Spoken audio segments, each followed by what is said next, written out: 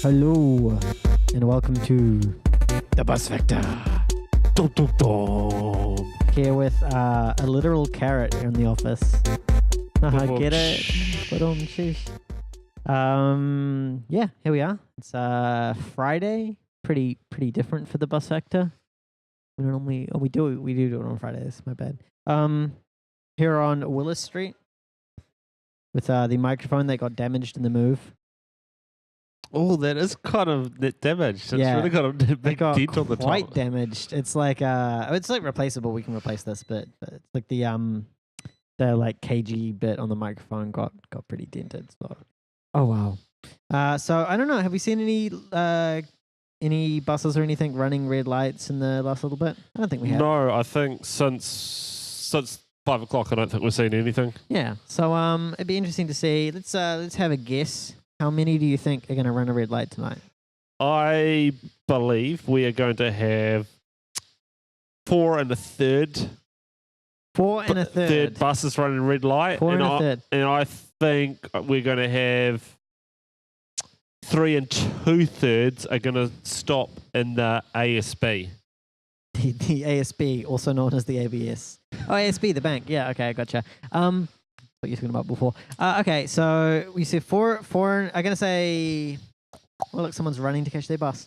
You missed them. I'm gonna say.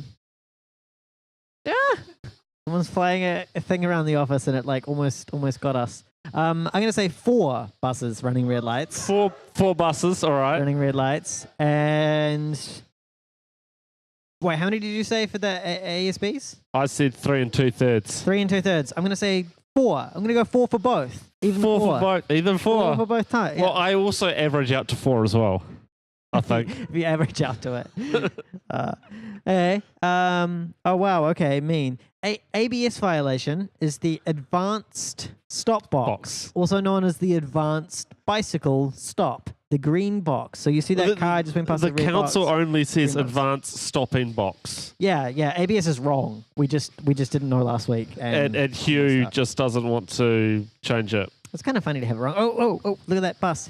I guess he's not really going through a red. He's okay. Yeah, so we've got more news this week than I thought we would. I thought it was a kind of slow news week. So we got Hacker Summer Camp this week, right?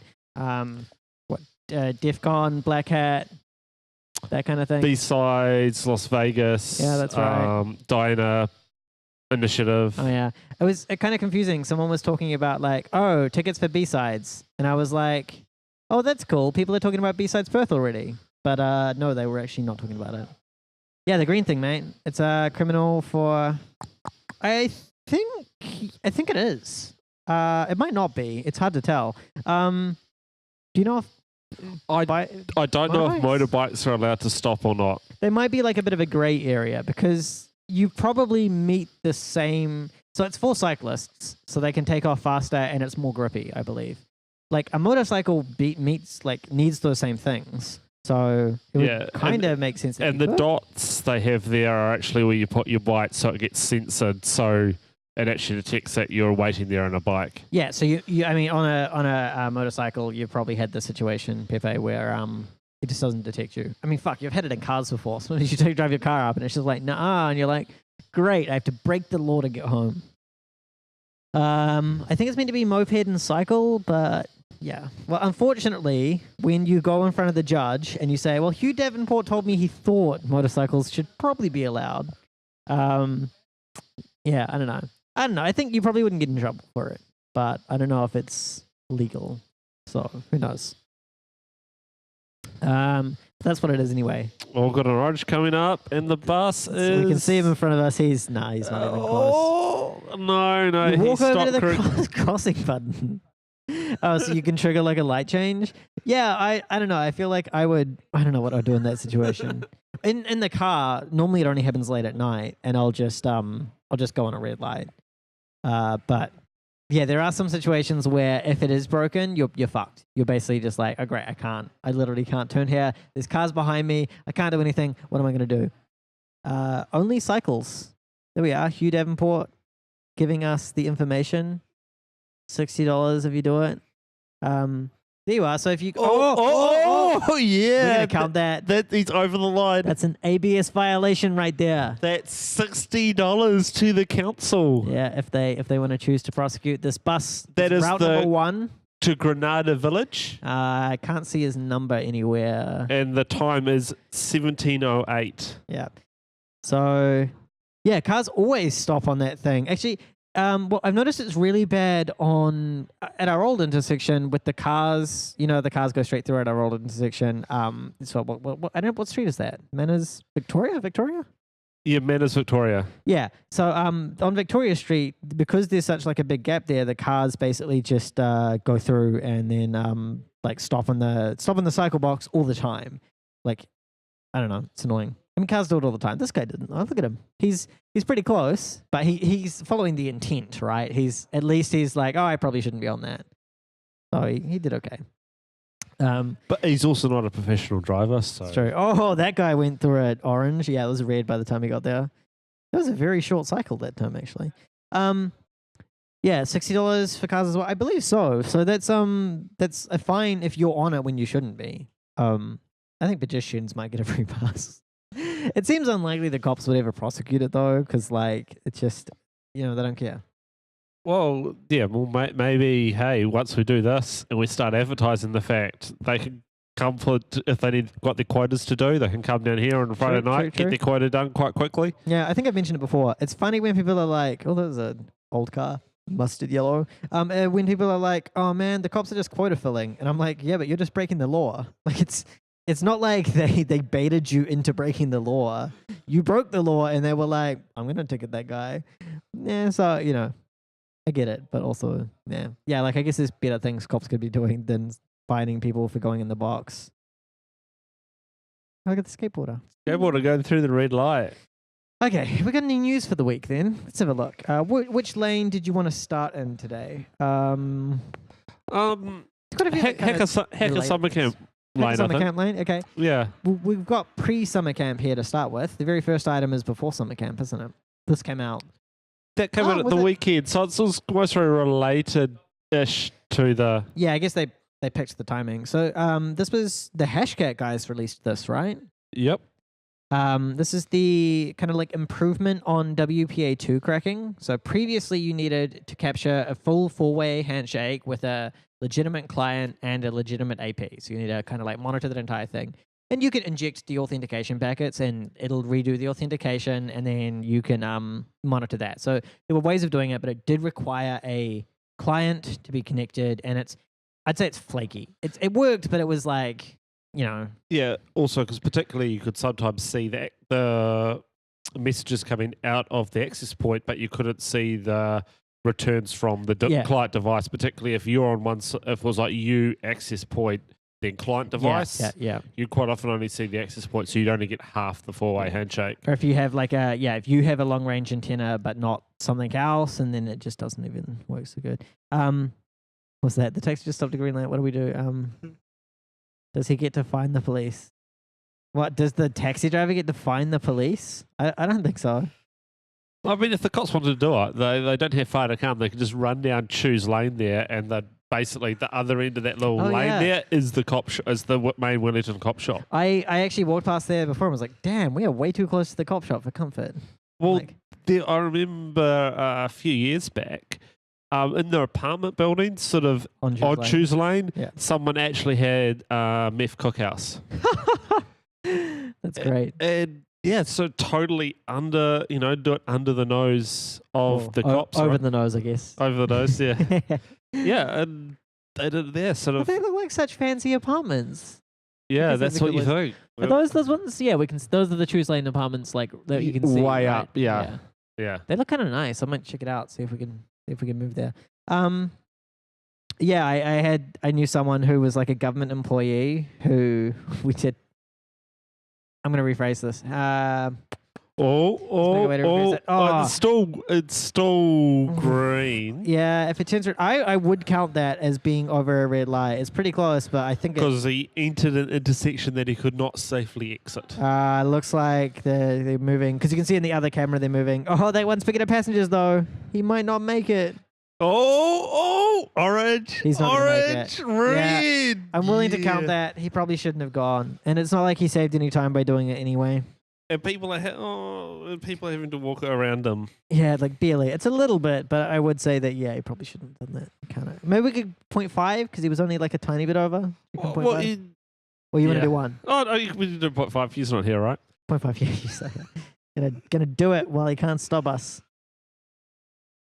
Yeah, that's pretty good. But see, it's a small cycle that time as well. Like, I guess there's no like, well, not much of a kind of like minimum time at screen for. Yeah, I think people I think the more people press the button, that will just as soon as you press the button, it goes into the cycle. If no one presses the button, it will stay green until someone presses it.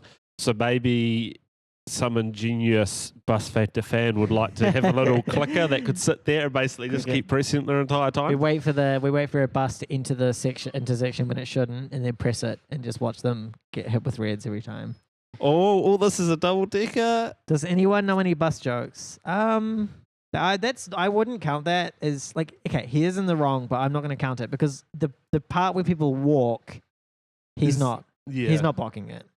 Oh, there we go. But we counted the last one for half. Using the ABS. Yeah, but the last one was further into the white, I reckon. Oh, true. But fine. We'll count him as a quarter. A quarter.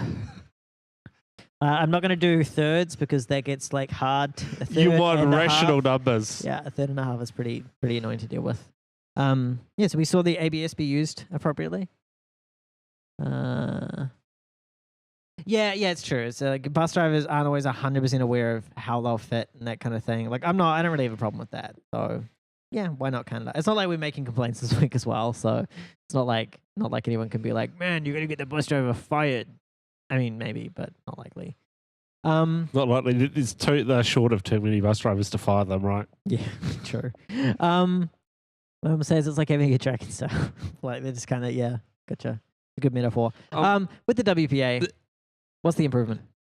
I think the improvement's now instead of needing the four-way handshake, you only just need one of the 4 ways to actually start doing the same attack as you would previously. You can initiate it yourself, right? Well, is that how it works? You don't need a valid client anymore. You don't need the valid client anymore. Yeah, I think just the normal background noise. That the first challenge that the access point gives you, I think, has enough information in it that you can actually start cracking from that. Yeah. So, it's one of those improvements that, like, to be honest, it's not often because people kind of get the idea. Long passwords, uncrackable. It's not often I see super crackable WPA. Oh, go to the other window for a lot. He's over the white, I think. He's over the white. What counts? Does it have to be fully behind the white, or if he's over the white, or does it need to be in the white and over the green? I feel like I'm gonna let that one slide because like I think it's like part of it is intent, right? All right. So if he was over the green, we'd call it. Even if it was a sub-millimeter over the green, we'd call it. I think we would, but we might give him a half or something. Well, it does a professional driver though. Yeah, it is. He probably shouldn't have gone quite that close, but yeah. Oh, look, more cyclists. Or maybe cyclist and two cyclists. Timed that impeccably well. It went green just as it was going through. Yeah. It's fun to do that when you're driving as well, to time the lights and be like, slow down, go. Yeah, technically it's if you encroach it, does that look legit? You missed a full red. A bus going through a full red? No, we can. I'm gonna trust you. I'd trust him if he was here. So let's go 1.75. Sorry, yeah, we sometimes get caught up talking about other stuff. I found out the decouplers the reflection. People have mentioned that the lights are for reflection. There's also conspiracy theories it's for other reasons. Yeah, well, because I did test it out. I did go on a blue bus, and because we were at a bus stop and they've got the doors open, they've got a white light on. I could see the veins in my arm. When the doors closed, it went blue, and I could no longer see the veins in my arm. Yeah. Conspiracy theory proved. And I have been on a bus that only had the white lights, and it seemed to be the same. From where I was sitting on the front windscreen, it seemed to be about the same glare. Yeah, I'm not sure I buy the glare argument, because they also said like, oh, everywhere in the world uses these blue lights. No. No. And if it was an issue, if it like, let's say it was just measurable. Let's say someone did a study and was like, yes, blue lights cause less crashes. That would be something. I don't think that exists. Yeah, and if it was truly a safety issue, why do we still have buses with white lights, new buses with white lights, the shortest buses? Yeah, it seems unlikely to me that it is a safety issue, but I mean, who knows? Yeah, and if it was a safety issue, NCTA would mandate it for all buses in the country. Yeah. I heard that the white lights don't actually turn off. So there's blue and white. Oh, yeah, fair enough. Yeah, because I've seen some blue lights run during the day, some don't. And also, someone else pointed out that there's no well-defined exit for this intersection. It's true. If you look at the lines, where's the exit? There's no well-defined exit. Yeah, well, I think the exit would call that the pedestrian crossing. Yeah, so back before when he was kind of, just touching the pedestrian crossing, we gave him like a quarter or something. But we also see there's actually they unmark it green for the bus lane on the other side. So that kind of gives you an indication where they believe it was. Yeah, it's I'm willing to be lenient on this intersection, especially because if you're not blocking pedestrians, then it's not like it's causing a problem for anyone. Though that being said, this is just gamified bus watching, so it's not like it. We could just make it anywhere we wanted, really, and just be like, this is it. What we're doing it. Okay, so the WPA thing, it's easier to crack, but it's still pretty hard anyway. So blah. We've got another WPA bug. So this one is in WPA supplicant, which is the kind of like Wi-Fi security thing for Linux, which includes Android. So I negotiate your keys and whatnot. Looks like there's a bug in that. It's kind of like a what was that taxi up to? Is he parking? Is he parked or not parked? Loading zone, I believe. Yeah, it's kind of hard to tell because he's like a little bit over. Anyway, it looks like there's a major violation. That's a $60 fine. I would give that guy $120 just because of how egregious that was. 85X. It's X as in he doesn't care about the law, am I right? He's that kind of X. Yeah, this set of lights is way not exciting as the last one. What we do want to do is set up remote monitoring stations throughout the city and have a big control throughout panel the here. world. Throughout the world. Yeah, throughout the world. Because we can probably get the location of the Melbourne buses as well. Though I think that's a similar intersection to this, where it's not as No, when I was over in Melbourne last, I did have a look out the window. They see proper four-way intersection. Yeah, and the buses going on that. It's sort of up a bit from the street, but it is possible. Yeah, so that might be good. We'd probably do like a 5-minute delay on that stream, and that way we can get the quality decent, right? Something like that. But yeah, no, it'd be nice to have more intersections to monitor, and then we can like switch to the ones where, like, if the lights are green, cut away to an intersection where they're red. You know what I mean? Like, Yeah, you get all the timing and the synchronization going. And yeah, it's a fun little project if anyone has a spare, 6 months and lots of money for outdoor camera setups and the permits, and yeah, it's a bit of effort. Well, if you're sticking out your own window, do you really need a permit? Well, I guess it depends how many intersections you want to monitor, doesn't it? If you want to do lots of them, you probably want to like set them up outside one of them. Yeah, I would call that a violation. Yeah, I would call that, yeah. Because if there was a cyclist there, in fact, there's a cyclist behind him. You look, if you see on this camera, there's a cyclist behind him. On the right camera, you can see a cyclist. Yeah, it was behind, there's another bus and then the cyclist. Yeah, there is a cyclist who, not that he could get that close anyway, but still, ABS violation. 3. And the cyclist will just be going past now. Oh, there he is. Yeah. Okay, so yeah, the WPA supplicant bug is if you're using TKIP encryption. Yes, with WPA2. With WPA2, and it's 2018, and why the fuck are you using TKIP? Yeah. It's an option. Also, for a long time, when the router's like, hey, do you want to use AES, TKIP, or AES and TKIP? I was like, both. That's double the encryption. Why wouldn't I want that?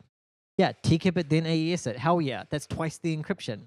Oh, there's a cyclist going down the wrong side of the road. He was trying to get past that car. Didn't do a good job there, did he? No. So I used to be like, yeah, hell yeah, I want both of those. Twice the... Yeah, turns out it doesn't work like that. You actually just want AES. What about account on cyclists going through red lights? We don't actually see that many cyclists going through red lights. Skateboarders, I see a lot of. A lot of skateboarders will go through red lights. Cyclists at this intersection tend not to do it. Not as much. The buses going through reds more often at this often. intersection. But I do admit a lot of cyclists do at some intersections go through reds. But Yeah. and they also go through the green. When you got a green man to cross, they'll weave through the traffic, and that's the one that irks me as a pedestrian. Yeah, I think it depends. So if basically no one's crossing, I'm like, whatever. You know, like, it's fine. Because the thing is, if a cyclist messes up and hits into someone, it sucks. Someone can have in hospital, probably not going to die. Right? Whereas if a bus does it also depends on the speed of the cyclist. If they're sort of at sub-walking pace, yeah. If they actually just come flying through full speed and they're like weaving, that's super great. Look at that bus zooming along. Someone said, "What about people going through red lights?" We because we only care about professional drivers, we don't count them. But yeah, people just cross whenever the hell they want. It was much more fun at the last set where they would cross and get hit by buses, right? I don't think anyone's going to die here. Maybe on the right camera you'll be able to see someone die. Who knows? Most of them happened further up from that right-hand intersection. Yeah. Someone said cyclists can kill pedestrians. Hugh said that. It's true. It's just not likely. What's more likely? You know, like a headline, cyclist hits into pedestrian and kills them. You'd be like, wow, crazy.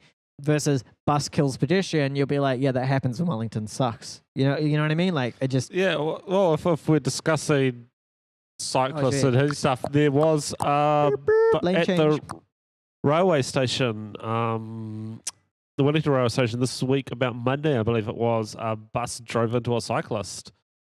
Was this like high? It can't have been high speed. No, I didn't hear about a death, so I assume it wasn't at high speed. But yeah.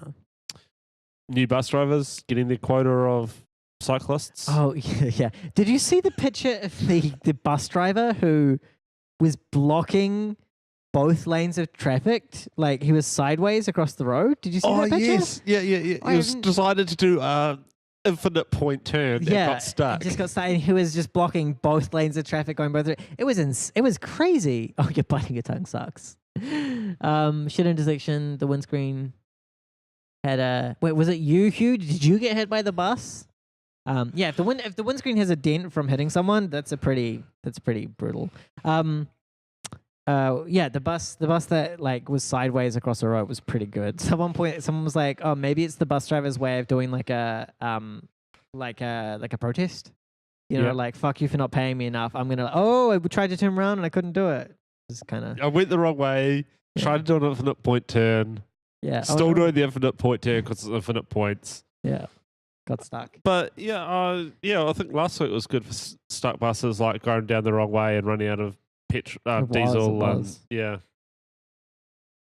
it cyclist bus collide pictures? I mean, yeah, I'm not going to click them on this because it's like slightly annoying. But for our viewers who are in the chat, you can check those out and have a look.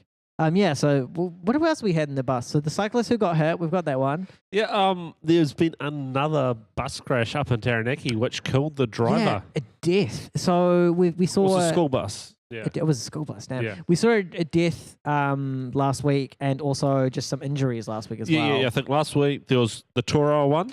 Yeah. And coming down from the Toro ski field. That killed one of the passengers, I believe. A child. Yeah. There was another one that crashed in the Manawatu. There was a party, a group of Maori coming back from a protest in Wellington. Yeah. And then this time up in Taranaki. And there's the common factor in all of them, the Mitsubishi Fuso buses. So is that just a really common bus in New Zealand? Or is there like something... That's sort of like they are the... minibuses, sort of the big, the kind of smaller ones. Yeah, the smaller ones sort of run in that rural person areas. Just went through it like blatantly. Yeah. Yeah, if you were in a bus driver and a crash that killed a kid, you'd never ride again. Even like if just any situation where a kid dies, like whoever, even if you're not responsible, it's just like you fucking fucked, right? Like you just. Are you going to count that red from just before? Oh, the car that went through? I thought it was a bus. I saw a car go through. I saw a bus because I'm looking at it. The bus is the next one. I'm looking up the street, not as far. Yeah. Yeah. Okay. I mean, if we can count it. We haven't got many red light runners. Let's count it. I didn't see it. I saw a car go through, but not a bus. Yeah, that guy there. I'm gonna say he's safe. The guy who's currently in the intersection. He's through almost all of it. So yeah. Yeah, it's one of my fears when I was driving. You kill a kid accidentally. Kid runs in front of you. You hit them. It's not your fault. Yeah. But you killed a kid. So fuck. What else we got? Any more? There was the the Dave's bus service. Do you want to talk about that? Oh, yeah. I mean, I'm not going to say it's my thing, or I'm not the first person to do it. Yeah, okay. There are people who have been doing it for longer, have collected more data about Wellington. But I've got this little thing. Sorry, excuse me. That you give it a bus stop ID. All the bus stops have a 4-digit number in Wellington, and basically that just went through a red. Oh, damn! It did too. That was crazy. I'm gonna watch that on the replay. So it turns red, and it was fully. That was, and we've got ABS violation as well. an ASB, yeah. That was okay. So that bus though, that was because that was also moving when it went through. It did not want to slow down. Yeah, no, it was like orange, turned red, and then it went through. That's the kind of thing that could hurt someone actually. Yeah, because people may have started crossing. Oh, we can't actually see the crossing lights from here, so we don't know what the difference is. It's normally about a second. Though we can't really see. Depending on if we get like a glow going on. We can also set up, we can from our office see, so we can set up multiple little cameras. But still, that was pretty yeah. So yeah, you're logging the data that comes from each particular stop. Yeah, and that's sort of from real-time information. And then what we can do is we can look at things about sort of how many delays they've been through the day, how bad the delays are. Oh, look at that! Yeah, that's a good one. Damn. And I'm gonna SWP. You're lucky we don't count civilian ABS violations because that is also over the top. So bus count. Yeah, that was pretty clearly through a red light. Yeah, so You're winning the red lights, right? Yeah. And I'm winning the ABS violations, and it can't change. That's how it is. One each. Yeah. So hopefully I'll have some statistics about. I can maybe produce some statistics about how late the buses are. I care more about cancelled buses because they say like, oh, we have cancellation rates of like 1% or something. The number one was like cancelled the other night. It was just cancelled every one of them from like 5 p.m. onwards or something. Yeah. So basically, because currently Metlink isn't releasing the data publicly, so it's basically us scraping the API of JSON is the only way we can actually hold accountability of. Yeah, it doesn't seem like their numbers are super legit. It might be, I guess the problem is if they're just like, oh, well, there was, 1,000 routes and 5 popular ones got cancelled, so that's only 1%. Like, you know what I mean? Like, it feels like they might be correct, but I don't know. Yeah, and the other thing is I know, I'm not sure how Wellington measure it, but in Auckland, they measure on-time performance by departing the origin within like 2 minutes of the designated time. What about late the stops? No, it's only so long as they leave on time. Yeah, so I don't like that. I think it's important to track things like lateness, and I would say 2 minutes. If you're over 2 minutes late, or only 2 minutes late, I feel like that's okay. Yeah. Earliness, I don't think earliness should be if you're early by any amount of minutes, that should be a problem. Yeah, because because people are trying to plan off this, and also what I want to see is actually how accurate the timetables are. So sample all the bus stops along a route and see actually how long late they get. Because I did a quick little thing. I was like looked at some of the. I saw the graph. Yeah. Yeah, that was me just measuring it. So basically, as the bus came in, it just got later and later and later. Also looked at some bus routes and the end-to-end time at peak hour was only between, this was the Karori to Miramar routes the whole way across the city. There was only like about 6 minutes difference between the peak end-to-end and the off-peak end-to-end. So I'm going, my gut's telling me that the time difference to get across town is going to be more than 6 minutes between peak and off-peak. Yeah. And that's just driving traffic. And then you've also got the fact of during peak, you'll be picking up more people and dropping more people off as well. The taxi's been there longer than 10 minutes. It definitely might have. I remember when it turned up, I was like, is the taxi stopping? Taxis. Taxis don't give a shit. There's no, regulatory authority who gives a shit enough to deal with taxis. So what are you going to do? Unless they hurt someone and then you can the police. Yeah. Yeah, no, it's once you have the data, you can crunch some interesting numbers and basically just because the council has an incentive to mislead people. They have an incentive to not lie because they'll get in trouble. But misleading people, it's better for them to mislead people. Oh yeah, so they did. What did they do, Dave? I'm gonna go get a drink. So tell us what they did for 1 second. All right. Yes. So this week the council has actually admitted they messed some things up, and they're actually going to do some public consultation and actually discuss and look at some of the issues they've had, particularly some of the Karori routes. I think in Karori, you sort of got the main one that goes down the centre, and then you've got some ones that sort of go to Karori South and Karori West. They're sort of maybe making those run a bit more actually off the Karori South and Karori West are sort of only peak services. So maybe actually looking at offering some during the day because those areas haven't been served particularly well. And the fact that Karori, which is New Zealand's biggest suburb, I believe, by population. Yeah, someone said there's an old wives' tale that if Karori was any bigger, it would be classified as a city. And I want to say, I don't think cities work like that, but I get the idea. Yeah, I think but New Zealand's definition of a city is like only 10,000 people. So don't you basically you choose what's a city? Like it's part of Wellington, so it can't be its own city, right? Yeah, it would need to declare independence. Yeah. Those Karorians will never do that. They'd never survive without Wellington. Yeah, because they're also looking at because currently they've lost their direct connection to the hospital. You've sort of got to transfer like at least once. So that was the one they said they're planning on reinstating it, right? Yeah, to get it go past the hospital again. Yeah, there's a few locations that probably should have direct route. Like hospital is one, zoo is one, and the station is one, but that happens already. Yeah. Well, and when we say the zoo, you should be able to get on at the railway station and get all the way to the zoo on one bus. Yeah. I mean, that's it. And yeah, because also that means at least if you got the Karori through to the hospital, the western suburbs will actually go right. So long as you might have a change in the western suburbs, then you can get all the way to the hospital. You don't have to get one to get into town, then you got to change, and then you got to change again. And that's the other thing I'm going to possibly look at with the data collector is whether the connections, because we now got a connection-based model, is how often the connection departs before the inbound bus type thing. Yeah, so to be a city, they used to need a cathedral or population more than 30k. Oh yeah, that's for a city in New Zealand. Yeah, I think the cathedral one's always a bit like, okay, weird. Southern Summers. Oh, so it's 30,000. Okay, all right. Biggest. Yeah.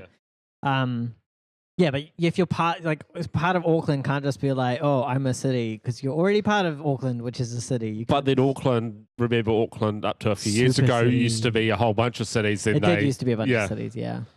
Well, technically we've got Wellington, Lower Hutt, Upper Hutt, and Paeroa are all different city councils, all sitting under the Wellington Regional Council. Yeah, but imagine living in one of those shitholes. Oh, horrible. Much rather live in Wellington. Wellington proper, as it were. I'm not going to call it Wellington City. I'm going to call it Wellington proper. Well, there has been things of some of the suburbs and like Petone and Eastbourne have wanted to actually join Wellington and break away from Lower Hutt because of the similar sort of reasons. Yeah. They're making changes. The council did say, Michael has told us, 6 months, they say, before it'll be good again. And I guess we're on schedule for that. They're making changes now. They're like, we fucked up. We're making changes. 6 months, maybe we'll get it done. So, maybe. Do you want to hit the last bus topics while we're here? Oh, yeah, the last bus topics. Remember that trolley buses you would have seen sort of in previous bus factors? Yeah. The good trolley buses that were fully electric. Fully electric buses that Wellington had that serviced our network and worked, and they had a few issues. Yeah. Like some of the bus drivers, do you remember? They had an internal battery. Yep. But to use them, you had to go and pull the things off the thing and then use them. And some bus drivers just refused to do it. They're like, oh, network's out. I'm just going to stop here. And it's like, just it's been out for 5 minutes. Just go and drive the fucking bus. Yeah, well, NZ Bus has got some government funding and... Oh, was someone in the ABS? Is there an ABS violation? I'm going to count it. Yeah, Pepe wouldn't lie to us. Neither would Hugh. Okay, let's... Yeah, But yes, they got some government funding, and Mhm. they're going to convert the trolley buses into fully wireless. Yeah, so they don't need the Yeah, trolley, I guess. That's Yeah. what you call the trolley, right? Yeah, and they're going to put some high-speed chargers in as well with that government money. And Yeah. and on a similar note, I've actually got OIA request into the regional council to ask actually how many sort of seat kilometres per day the trolley buses are doing, and how long until we're going to have the same amount of seat kilometres on the new electric buses, because they keep talking about there's going to be electric buses, it's going to be great, all the electric buses should be Skateboarder here, just went through a red light. Those should be happen all here the time. by 2020, and I'm going, that most probably means that we're not actually going to be equal on the number of electric kilometres until then. Yeah. I do want to also say a cyclist just then stopped in the ABS and then it went green anyway. So I think generally cyclists do stop here. I think that came up earlier. Cyclists tend not to run red lights here. Yeah, so yeah, it'd be interesting to see because it really irked me really bad when they were like, oh, Wellington's electric bus. And I'm like, we already had electric buses. You don't get to be like the first Wellington electric bus. I'm like, that's because you got rid of the other electric buses. Really ground my gears. Yep. Yeah. And A person running across the thing when they shouldn't. Yeah, that happens. Yeah. I think it's going to be a while before we reach the reach parity. Oh, also, because this is the last bus thing, I got a message before from a listener. Let me just grab it. So they've been complaining to MetLink, and one of the things they said was they got a they were on a 23, I believe it was. 22. So but on the 22, which is a half-hourly service, and they sent this picture to MetLink. Can you see the problem with the half-hourly 22? yes, yeah. I mean, that must be a very, very slow intersection. Yeah, so they're on a 22, which is a half-hourly service, and ahead of them by one car is one the van. 22. One van. There's a van and there's another a bit 22. that will take a little bit longer in time to cover that distance. Yeah, so that's not very half-hourly. I've seen ones. I've talked about it on the show before. Ones cluster up weirdly for various reasons. I don't think the 22 was meant to cluster like this. No. The one clusters southbound because at the north end it splits into three. So, and the little tips at the start of the one are different lengths. Yeah, so it clusters weirdly, and then they also said, this is good, that MetLink has been responding to their kind of like feedback / complaint emails, I guess you call them. Which it's good that they're responding, though. I mean, it doesn't really like, who cares? You know, oh great, you're admitting that you fucked up. Now fix the fucking buses, right? Do you know what I mean? Yeah. And they're also odd. It's like they'll reply to like some of your things on Twitter, and then I had one that I asked for, do you have all your your test plans and your notes from for actually before you rolled it out? And they said, yeah, we'll roll this through, and some other simpler questions they've just gone tumbleweed through. Yeah, it's a little bit so sporadic. it's interesting what they pack out. Yeah, and which ones they're like, oh, sorry for this, versus which ones they're like, oh, not an issue. Like the agile thing, we've got last thing here is someone was like, hey, you've got a bus stop here that isn't actually a bus stop anymore, but it's still physically here. So people are like waiting there for the bus when no bus is even going to come. A bus shelter. Bus shelter with no buses ever turning up. And they were like, I think they jokingly initially said like, oh, are you going to actually remove it? Or is AdShell going to be mad if you do that? AdShell being the advertisement company subsidiary. I don't think it's a subsidiary. No, it's a third party company. Third party that... For-profit company, yeah. Yeah, that put buses in the bus stop. Put ads in the bus stop. Fuck them with their really bright adverts. Yes. Jesus. Because they've got like LED screens with like infinitely high, brighter than the street light backlights. Yeah, like I've gotten used to them, but I think they might have actually turned them down because when they first arrived, it was you'd be walking and you'd have to like shield your eyes from this like bus advert. I don't really like the paper ones, like the standard ones, but I'll put up with them because whatever, cheaper buses or something. The LED ones, fuck them. I seriously want to go around with a fucking axe and just go at them and just destroy them. Because if you do that eventually, I'm not saying you should. I'm just saying I would like it if someone did. You know what I mean? Dude, I'm not advocating that this happen, But if it does happen, This is not an endorsement of the bus it's factor. not an endorsement of the bus factor, but if it happened, I personally would appreciate it. So, yeah, because if he did it eventually, they'd stop putting them in. And fuck him. I don't like those adverts. Mad. Yeah, and back to the moral of the... Oh, yes, the original thing that was happening. Yeah, so they were jokingly like, oh, is Adshell not going to like it if you get rid of this abandoned bus stop? And they were like, oh, yeah, that's the reason. We've got to work with Adshell before we can get rid of it. Yeah, Adshell needs to find the next location for the bus shelter. It's not like... But you've got the snapper data. Shouldn't you go at the list of bus stops, go, what's the bus stop with the most passengers that currently doesn't have a shelter? Shouldn't it go there? Yeah, like what does Adshell have to do with any of this? The fact that you even mentioning Adshell in this conversation is like a big problem. Like it shouldn't. Yeah, screw you guys.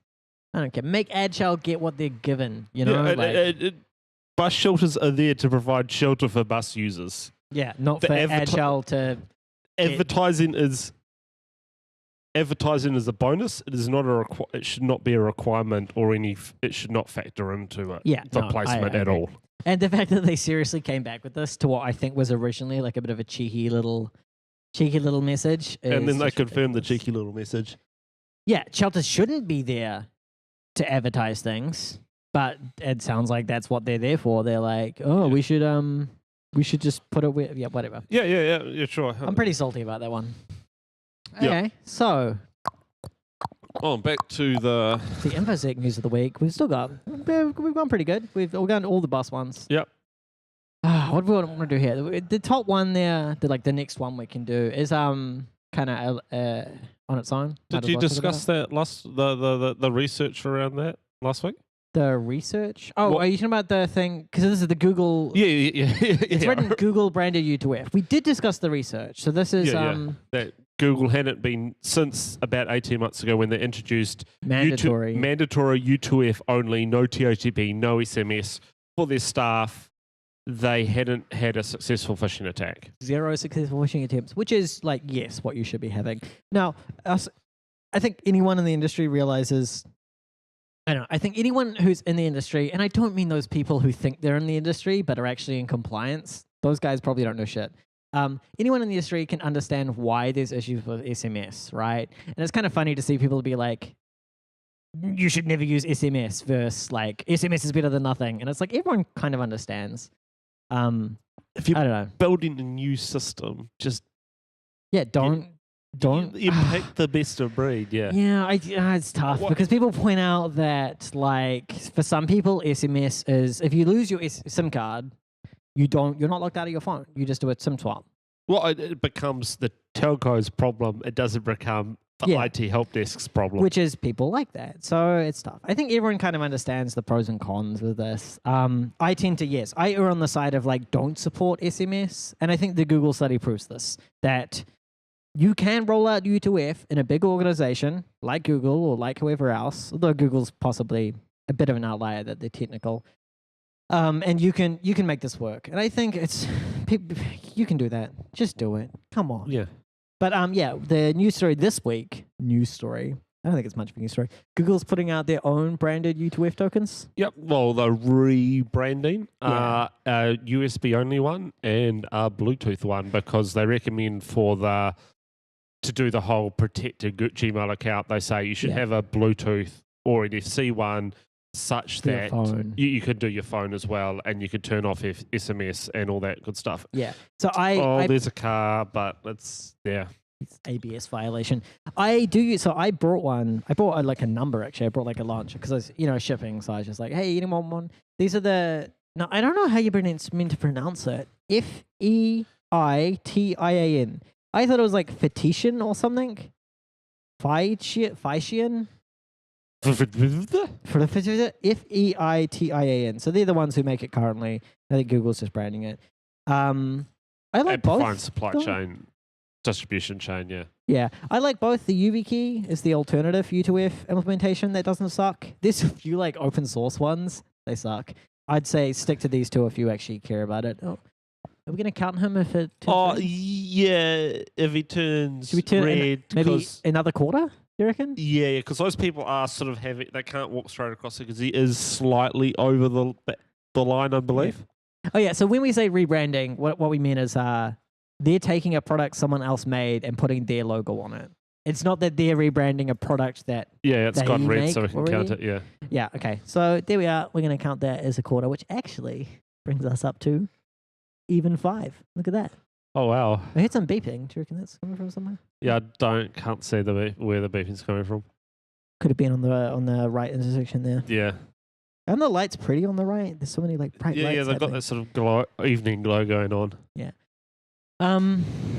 Yeah, so that's interesting. Google branded stuff. And maybe it'll be good because it's kind of nice for Google to be like, here, it's the Google one. And they're like, okay, great, Google. I trust Google. And I think one way, what I'd really like to see is we've got Realme in New Zealand, which is the government log-on system. They currently provide SMS and TOTP and RSA tokens. It'll be really cool if this go. We're going to do U2F. We're going to get a bulk deal on, say, 8 or 9 million U2F tokens. So, because you need two. You need your primary one and a backup one. Yeah, which is... And then what becomes then is you go, all right, every person in New Zealand has a UTF token. I'm a bank. Everyone's already got the token. Everyone's already know how to use the token. How about I add the token? Yeah, I don't think that's going to happen, though. Like, I think governments are bad at... another box violator. Yeah, look at him. Box violator. I think that's what I'm going to call them from now on. Box violator. Sounds dirty, doesn't it? The box violator. Realme itself is a fucking failure. Oh, yeah. So... It's too expensive. It's like per log-on. It costs money per log-on? Yeah, every time someone actually auths to your system via Realme, that they clip the ticket. Oh, wow. Okay. What fucking... Wow. It's a shitty system as well. Like, do you remember when IRD, I think at some point, they got IRD on board and they were like, yes, IRD is doing Realme. And they did it like mandatory for a while. And they were like, we can't do this ever again. So they turned it off. I think now it's not even like their primary method anymore. I don't know. Realme is a bit of a failure over here. I think anyway. Yeah. It annoys me that people don't support U2F. Yeah. Well, it also could go SMS, but even SMS the prices must add up. If you've got people logging on each day, and even if you're paying like 0.01 cents per message, it must add up. People do their like SMS works for 30 days. They'll often do that. You know? Which I don't mind that. That's still YouTube. That's still two-factor kinda. It's like two-factor tied to normally a cookie, sometimes your IP. Yeah, I would quite often cookie and IP. Oh, no. Normally it's the cookie because I can move my laptop around and it doesn't re-auth True, me. Yeah, it must be just a cookie. Which it's not super U2F-y at that point. It's better than nothing, though. Yeah. I don't know. We talked about U2F enough. I think it's just funny SMS has come up so much in the news. Because it's just some swaps happen and, yeah. I did think it was interesting happen, that like T-Mobile, like people on the darknet sell access to T-Mobile like admin panel logins. So this T-Mobile has like a third-party one, and people just sell the logins to it because if you're a third party, you can get them pretty easy. I was like, oh, don't really like that. But is that the one where you might manage your company or your company's phones or something? Something like that. I don't know what it's for. I think it's for looking up like who a T-Mobile customer is. So it doesn't let you do the SIM swap. It just lets you look up all the information about a customer. Which you would need to do a SIM swap. Yeah, probably, which you would need to do some swap. Yeah, that would make sense. And then you have to do it separately. Of course, as we know, like the telcos in New Zealand aren't really better. If we want to do a SIM swap, if we think of over the last 2 years about the bugs, like if we think about just the issues in telcos, I guess you'd say, we know that we can do a SIM swap. You tried doing it and it didn't work at some point, right? Yeah. Well, I think it depends who you got. But then again, back in June, I was having to go into a telco store to do some stuff, and the person in front of me basically rocked up and said, "I've lost my phone. My phone number's this. Can I get a new SIM card?" And the person said, "Oh, so your name's blah blah blah," and they confirmed their name, and they said, "Oh yeah, and this is your address," and they confirmed, and the person said, "Yep, that's my address," and they gave them a SIM card. Yeah. Apparently that they've introduced more stuff, and they've reinforced. I did some back and forth about when I saw this happen. Yeah. Called them out on it. And this is back and forth, and apparently they've implemented some stronger stuff around it. Yeah, so I was in a Spark store recently, and they had a little sign up, which I don't know if it was for the the employee or for the customer, but it was like, to do a SIM swap, you require these. And I was like, huh, okay. It's like weird that it's like so public, because it was like sitting in public. Well, I suppose having it public means it helps them. So goes, but I did it last time. They can go, look, the site says this. Yeah, I guess so. Yeah. And I suspect that's a lot of the stuff in the last week and stuff where they have been talking about it. It did feel like that. It felt kind of reactionary, but yeah. Yeah, but from what I understand is none of the actual user interfaces that they have actually mandatorily enforce it. Yeah, so if the person you've got is just like, oh no, I know you, just make it happen. It's not like oh, please actually type in the driver's license or passport number to go to the next step. Yeah, the other thing is when I purchased a SIM and they were just like, what's your name? And I gave it to them and they're like, cool, good. Right? It's like and then you don't. But you didn't even need to give them a name in New Zealand. You don't have to, but I presume they use the names that when you try and do a SIM swap, they can be like, oh. Did they actually type it in? The name? Yeah. Presume so. He asked for it. Oh, yeah. So I presume he wrote down the name, and then when I try and do a SIM swap with that SIM, he'll be like, you need to provide ID matching this name, which you could probably find someone who's got a similar name, depending. If it's a common name, that'd be pretty easy, right? Yeah. If someone's on prepaid and all you need is to provide ID matching the name, I reckon you could do that. Yes. Yeah. Yeah, yes. Who knows? I got asked for my date of birth. I got it wrong because I lied. Yeah, you lie on your startup. Sign up and they're like, that's not the right date of birth. And you're like, wait, sorry, I meant 1st of January. 1970. Yeah. It's 0. Yeah, it's 0. Yeah, 0 seconds. Yeah. I was born right on the epoch. What else we got? E-voting in Georgia. Was it Georgia with it? Hang on. So there's two different stories here. Yeah. The one that I care about is the blockchain voting one. Is that Georgia? No. I'm not sure where the blockchain was. I know there was North Virginia. North Virginia had the let's vote on a mobile phone thing. Yeah, dumb. Yeah. Okay. I guess the moral of all these stories is the voting in the United States is all fucked up. Like what just use paper ballots, you dumb people. Right? Like just consistently across counties. Yeah, like paper ballots don't have you're not solving a problem. You're creating more problems, right? Yeah, because that's the whole thing of people just come out and say, e-voting's good, we can do our banking online. It's like, yeah, but your banks, if you ignore the stuff they have, a couple of ways, banks are there to minimize fraud, not to actually, they've got, they insure against fraud. They're actually solving different problems than their integrity you require for e-voting. Yeah. I mean, there's so many problems with voting and e-voting. So the thing, I used to be a big proponent of any kind of online voting or anything like that. The thing that swayed me was that there are studies that show that doing online voting doesn't increase voter turnout. Yeah, the easier you make voting, the less people who turn out. Because, and also, I know for the local and the regional councils in New Zealand, it's postal ballot. You actually get a lower turnout than when I think the last actual ballot for the actual physical had to go on a day for the local stuff. Oh yeah, because when it's a particular day, people go, I actually have to do it on this day, and they'll plan it in. Gotcha. When it's a bit of paper, it's like it just sort of gets. You procrastinate more, right? You don't actually set aside the time to think about it and actually go and do it.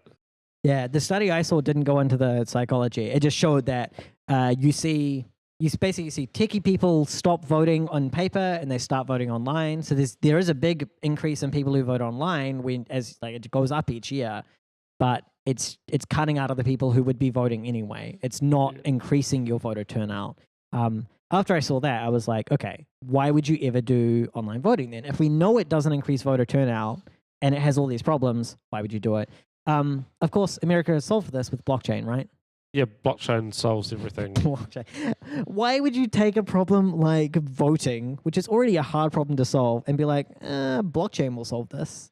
Well, it most probably means that the minorities who are already disenfranchised and have a lower turnout, it's going to make it more difficult for them. So your particular party will get more votes. Ugh. Yeah, and it's gerrymandering without changing the electoral boundaries. Yeah, because now, yeah. Someone said there's one of the counties, Georgia, was like 700% voter turnout. 234% voter turnout, and that's pretty good. That's impressive. Yeah, the machines were freezing and crashing and not registering, and then registering like 3 times, and they had been through an incredible functional test and an incredible security test with that sort of, because obviously they got it down pat, right? Jesus. If only there was some kind of alternative system to computers that was reliable and had been used for a long time and didn't have significant, had less significant problems, I guess. A bit of paper and a pen. Yeah. And you do it. Sure, it's in private in New Zealand, but it's still public enough that, you kicked your PowerPoint. Oh, I kicked my PowerPoint? Yeah. Okay. Well. There's enough scrutiny and oversight scrutineers that actually just check that it's going all right. Yeah. I don't know. It just seems ridiculous that you would ever try and do that. Anyway, it's happening. It's in America. Oh, cyclists who stopped at a red light. See, I don't think we've seen any cyclists go through a red light tonight. And that guy stopped quick. So what else we got? E-voting. Okay, there was some interesting stuff. So, I guess the 2 interesting things is, first of all, the Linux TCP DOS. Did you hear about that? Oh, yeah, that's great. You send the Linux kernel some TCP packets of a particular type, and you get a DOS, and the computer shuts down or crashes or something. So I believe this one, it doesn't crash. It's like a CPU thing. So you send like one packet, and it has to do like 5 minutes of processing or something like that. It's like a kind of CPU amplification style thing. So they patched it, but it's kind of interesting. It was TCP, so you couldn't just spoof it. You actually had to have the right handshake was involved. It sounds like the kind of thing where if you had the right firewall in front of it, you could probably do something. Worst case, you could just block the IP address. But still, nice little DOS. I don't think anyone needs to really care about it, but it's interesting to see bugs in the TCP stack. And I guess this is what we see. We don't see buffer overflows anymore. We see like, if you do this particular packet, it'll use slightly more CPU, that kind of attack. So yeah. And a lot of those also around the crypto and stuff. I mean, some of the crypto attacks have been just looking at the size of the packets and the rate the packets come out at, and inferring information from that as well. Yeah, a lot of crypto oracles lately. Bloodhound 2 is out. So this is Bloodhound's the thing. You run it. If you have access to any Active Directory account, you run it, and it'll go through and go over every computer in the system, every username, every group, find basically a chain from your user to admin. So it'll be like, okay, log into this box, run Mimikatz, that'll get you this account, and that account's logged in on this server. From there, you can run Mimikatz again, or you can exploit this group policy. It's a nifty tool. I remember I ran it once on a client job. First time I ran it. Took me ages to get it set up because I hadn't used it before. Got it all working, ran it, and I was like, hey, tell me how to get Active Directory. And it was like, Domain admin. And I'm like, what? What do you mean? And it's like, you're in the domain admin group. And I'm like, God. It was just like the dumbest thing where I was like, I've been in domain admin this entire time and no one told me. It's just so dumb. Oh, car in the ASB. Oh, yeah, he is. Whoa, that person is vaping hard. Did you just see that? No, I missed it. They just blew out a massive vape cloud. Jeez. Okay, we're almost done. Bloodhound's got a dark theme now. I think that's the main thing. The ponies are out. They're kind of what you'd expect. Nothing really interesting there. The last thing here, this is presented at Black Hat. Via C3 CPUs have a backdoor in them. This is a hardware backdoor that normally to activate it, you need to be ring 0. You change some flags, and it enables a backdoor command channel, so you can run commands from user space that execute with root privileges or something. Root is in ring 0, so bypass all the CPU predictions. They just accidentally turned it on a bunch of CPUs, it looks like. So, by default, it should be off. And if you want this debugging backdoor feature, you turn it on, which I don't like it that much, but whatever. It's there. It's a debug feature. They just left it on by default on a bunch of CPUs. So kind of funny. So yeah, that's fire. I don't know what these CPUs are used for predominantly, but kind of interesting. Cool research anyway that they found it. Yeah. Like it's good to know that people are still poking around at the hardware level because that seen stuff more of is it, just right? you just sort of sit there and go, that's just black magic to me. Yeah, I know. Yeah. Okay, I think we're about done for today. Maybe next week we'll see more kind of like stories come out of Hacker Summer Camp. Once everyone's sort of digested it and actually, yeah, it's a lot like because there's just so much content, you don't know what actually is worth like looking into. So we'll see some stuff. Someone said there's like a Drupal exploit, a Firefox exploit, some other stuff. So who knows? Who knows which of those will stand the test of time? But it'll be interesting to see. Yeah, from what I understood, at least the Drupal had already been patched. Yep. I'm not sure whether the Firefox. I'm assuming the Firefox would have been patched. You'd hope so. Because like, I mean, someone would be actually screaming from the hilltop 0-day Firefox. Yeah. Which I haven't seen people screaming 0-day Firefox, so I assume it's patched. Yeah. Or really, really complex to actually do. Yeah, like no proof of concept out yet, maybe. Might be enough to stop people talking about it. Okay, I think we're done for today. Next week, hopefully we'll have Hugh. He slacked off today. He said he had to go home and like, deal with I don't know. He left. He left us. But he has joined us in the chat today. He has joined us there. Or someone called Hugh Davenport has joined us in the chat. We should. He had a really bad rash that he needed to get the doctor to check out. Hey, it's making out like he has health problems. Yeah. Hopefully we'll be back next week with Hugh. Maybe we'll see. Thank you to Dave for coming on this week. Yeah, thank you for having me. Check out his bus thing if you haven't already. It's on Twitter. NZKARIT. It's on and GitHub as well. Yeah. Okay. Hope everyone has a nice. And do pull requests. Someone's already done a pull request, so I'll look at that this evening. And we will see over you the next weekend. week. Yeah. Catch you later. See you later.